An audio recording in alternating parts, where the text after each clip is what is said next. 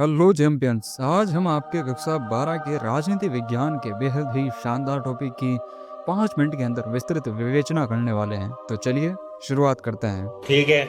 और इन नोट्स को इस प्रकार से डिज़ाइन किया गया है कि आपका कोई भी टॉपिक इनमें से एग्जाम में से बाहर बिल्कुल नहीं आएगा। तो शुरुआत करते हैं। पहला ही टॉपिक है परिचय। बर्लिन की दीवार। शीत युद्ध का समय बर्लिन की दीवार खड़ी की गई थी। देखिए, बर्लिन की दीवार एक छोटा सा टॉपिक है। बस आपको ये ध्यान रखना है कि ये 9 नवंबर 1989 को गिरा दी गई थी। और खड़ी कब की गई थी? 1961 में। और यह शीत युद्ध का सबसे बड़ा प्रतीक थी, जो पूर्वी बर्लिन को पश्चिमी बर्लिन से अलग करती थी। और इसका गिरना शीत युद्ध के अंत का प्रतीक था। और जब ये गिराई गई तो इसका परिणाम ये हुआ कि जर्मनी का एकीकरण हुआ और साम्यवादी खेमे का अंत शुरू हुआ। तो चलिए आगे बढ़ते हैं। सोवियत प्रणाली क्या थी? देखिए, जो यूएसएसआर है, ये 1917 की रूसी क्रांति, जिसे बोल्शेविक क्रांति भी कहा जाता है, उसके बाद अस्तित्व में आया। और ये क्रांति पूंजीवादी व्यवस्था के विरोध में थी। और इसी के बाद जो 1917 की क्रांति है, उसके बाद में जो है ये सोवियत संघ हमारे सामने उभर कर आया। ये एक्चुअली पूंजीवादी व्यवस्था के विरोध में था। अब पूंजीवाद की बात आई गई है तो आपको क्लियर कर दूं कि पूंजीवाद जहाँ पर जिसके पास हुनर है, मेहनत है, पैसा है, उसी हिसाब से उसका दर्जा होता है। लेकिन जो साम्यवादी व्यवस्था है, वहाँ पर सब कंट्रोल सरकार के हाथ में होता है। यानी सबको बराबरी और बुनियादी व्यवस्थाओं की जो सुविधा उपलब्ध कराई जाती है। सोवियत प्रणाली का उद्देश्य था समाजवाद के आदर्श और समतामूलक समाज की स्थापना करना। इसकी मुख्य बात है निजी संपत्ति की संस्था को समाप्त करना था। देखिए, यहाँ पे आ भी गई बात। यहाँ पर एक पार्टी थी, केवल कोई विपक्ष के लिए जगह बिल्कुल नहीं थी। यहाँ पे थी कम्युनिस्ट पार्टी। क्या है? जैसा कि मैंने पहले भी कह दिया, बर्लिन की दीवार पश्चिमी बर्लिन और पूर्वी बर्लिन, जो जर्मनी में ही है, उसको अलग करती थी। और अर्थव्यवस्था यहाँ पर पूरी राज्य के नियंत्रण में थी। देखिए, यही है साम्यवाद, जहाँ पर सब कंट्रोल सरकार के हाथ में होता है। चलिए आगे बढ़ते हैं अब। इस सोवियत संघ की विशेषताएं क्या थी? ये दुनिया की सबसे बड़ी लार्जेस्ट इकोनॉमी थी अमेरिका के बाद। यहाँ पे एक उन्नत और काफ़ी सुव्यवस्थित संचार प्रणाली थी। यहाँ पर ऊर्जा संसाधन जैसे खनिज, लोहा, इस्पात, मशीनरी आदि भी काफ़ी प्रचुर मात्रा में थे। घरेलू उद्योग, यानी यहाँ पर पीन से लेकर कार तक सब कुछ बनाया जाता था। यहाँ पर बेरोजगारी नहीं थी। वो क्यों? क्योंकि सारा जिम्मा तो सरकार लेती थी। सरकार सभी को काम दिलाना और सभी बुनियादी व्यवस्थाएं उपलब्ध कराने का सारा जिम्मा लेती थी। न्यूनतम जीवन स्तर की गारंटी दी जाती थी। स्वास्थ्य, शिक्षा, बच्चों की देखभाल आदि रियायती दर पर दिया जाता था। लेकिन इसमें कुछ खामियां भी थी। चलिए डिस्कस करते हैं। इसमें काफ़ी खामियां भी थी। देखिए, धीरे धीरे इस पर नौकरशाही का शिकंजा कसता गया। व्यवस्था बहुत कठोर और सत्तावादी हो गई। जो एम्प्लॉय थे वहाँ के, वो काफ़ी कठोर और इंडियन बाबू लोगों की तरह हो गए थे। लोकतंत्र और अभिव्यक्ति की आज़ादी का अभाव। जो भी सरकार के विरुद्ध बोलता उसे दबा दिया जाता था। रूस का प्रभुत्व, हालांकि ये 15 गणराज्यों से मिलकर बना था, लेकिन सारा जो है रुतबा रूस अपना जमा रखा था। हथियारों की होड़ और भारी खर्च, जिससे अर्थव्यवस्था कमजोर हुई। देखिए, सोवियत संघ के विघटन का एक प्रमुख कारण ये भी रहा कि उन्होंने अमेरिका से होड़ की हथियारों के मामले में। 1979 में अफगानिस्तान हस्तक्षेप, इससे अर्थव्यवस्था और लड़खड़ा गई। चलिए अब आगे बढ़ते हैं। वैसे इतना डीप जाते हैं नहीं, लेकिन अगर पूछ ले तो आपका तैयार रहना है कि ये 5 प्रमुख नेता और इनकी जो प्रमुख खास बातें हैं वो आप ध्यान रखिए। व्लादिमीर लेनिन, जो बोल्शेविक पार्टी के नेता और संस्थापक थे। स्टालिन, औद्योगिकरण और खेती का सामूहिकरण किया। निकिता क्रुश्चेव, शांतिपूर्ण सह अस्तित्व और क्यूबा मिसाइल संकट का इनमें हाथ रहा है। लियोनिड ब्रेजनेव, हथियारों की होड़ और अफगानिस्तान हमले के टाइम पे यही थे। मिखाइल गोर्बाचेव, जिन्हें सुधारवादी नेता और विघटन के लिए जिम्मेदार माना जाता है। आगे चलते हैं।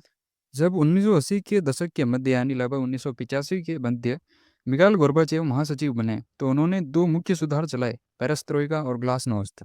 पेरेस्ट्रोइका यानी पुनर्रचना और ग्लासनोस्त यानी खुलापन। विघटन का घटनाक्रम क्या था? देखिए, 1991 का तख्ता पलट। रूस, यूक्रेन और बेलारूस ने सोवियत संघ की समाप्ति की घोषणा की। और तख्ता पलट भी कम्युनिस्ट पार्टी के गर्मपंथियों द्वारा ही किया गया था। और यहाँ पर जो हीरो बनकर उभरे थे वो थे बोरिस येल्त्सिन। और इसका परिणाम यह हुआ कि स्वतंत्र राज्यों का राष्ट्रकूल यानी CIS का गठन हुआ। लेकिन इस विघटन का कारण क्या था? आगे बढ़ते हैं। विघटन के कारण संसाधनों का अधिकांश हिस्सा परमाणु हथियारों और सैन्य साजो सामान पर खर्च, जैसा हम पहले डिस्कस कर चुके हैं। इन्होंने अमेरिका से हथियारों की होड़ की थी। प्रशासनिक और राजनीतिक रूप से व्यवस्था का गतिरुद्ध होना। यानी आपके जो एम्प्लॉय थे वो काफ़ी वो हो गए थे, आप समझ सकते हैं। भ्रष्टाचार, पार्टी के अधिकारियों को विशेषाधिकार। देखो, पार्टी के लोगों को तो विशेषाधिकार दिया गया था, लेकिन जनता में और पब्लिक में जो है काफ़ी भ्रष्टाचार फैला हुआ था। पश्चिमी देशों की तरक्की के बारे में जनता को पता चलना। देखिए, इनको अब तक झांसा दिया जा रहा था कि हम जो है सोवियत संघ यानी जो है पूंजीवादी व्यवस्था से काफ़ी बेटर है और अमेरिका से भी ये आगे है। लेकिन जब यहाँ की जनता को पता चला कि भैया हम तो पिछड़ चुके हैं, तो उनमें जो है काफ़ी उग्र भावनाएँ उपजी और राष्ट्रवादी भावना का उभार इसका सबसे बड़ा और तात्कालिक कारण था।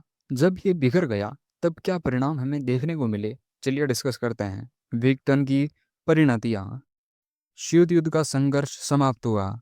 जो अब तक ये चल रहा था कि साम्यवादी व्यवस्था बेटर है या फिर पूंजीवादी, अब ये खेल खत्म हो गया और सिर्फ एक ध्रुवीय विश्व ही बचा था। जैसा कि यहाँ पे लिखा है, शक्तियों के संबंधों में बदलाव।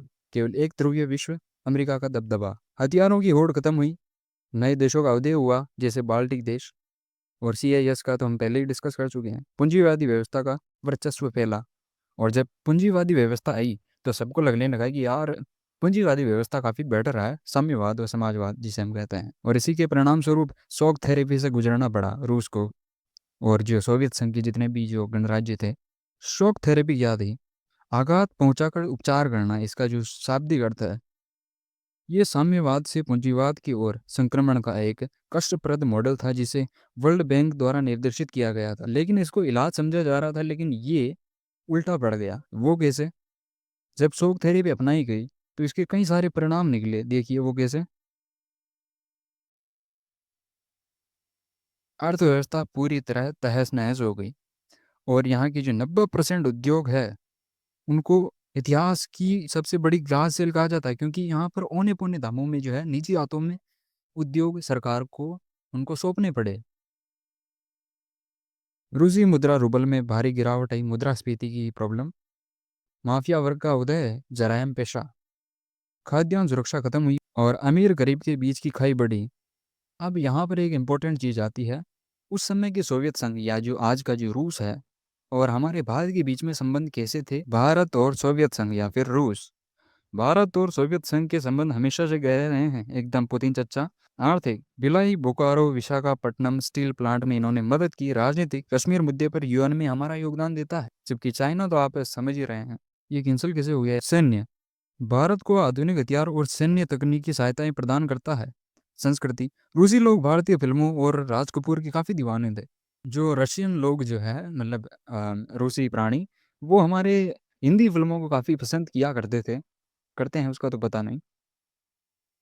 वर्तमान में भारत रूस के लिए हथियारों का दूसरा सबसे बड़ा खरीदार है। भारत रूस से तेल और ऊर्जा संसाधन आयात करता है। और अब अंतिम निष्कर्ष पर बढ़ते हैं। सोवियत संघ के पतन ने विश्व को दो ध्रुवीयता से मुक्त कर दिया, लेकिन इसके बाद के संघर्षों का नया एक सिलसिला शुरू हुआ, जैसे काफ़ी चेचन्या, दागिस्तान, यूगोस्लोविया, इनका संघर्ष अलग से चला।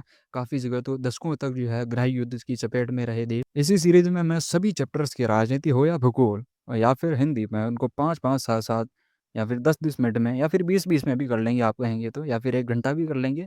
आप सब्सक्राइब कर लीजिए बस। धन्यवाद। जैसा कि मैंने पहले भी कर दिया।